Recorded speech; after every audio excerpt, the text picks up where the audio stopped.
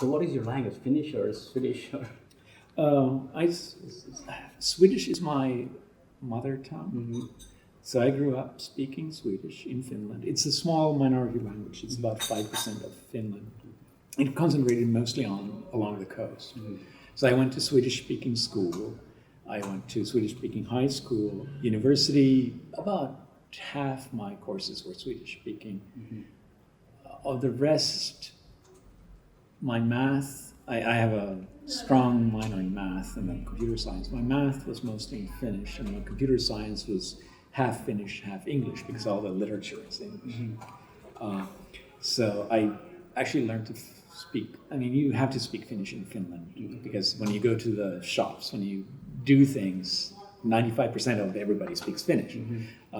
So I learned Finnish as a second language, and these days it's my weakest language by far. I mean, I speak obviously English, and at home I speak Swedish to the kids and my wife.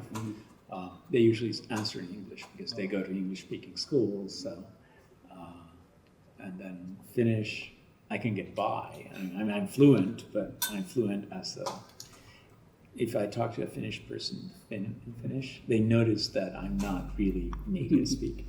That's the challenge we will have. Should our kids speak Hindi or should they speak English? English, though. So we are.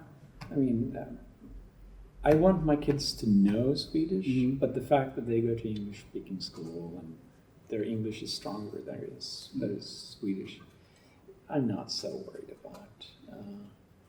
But it's like you have to make that choice.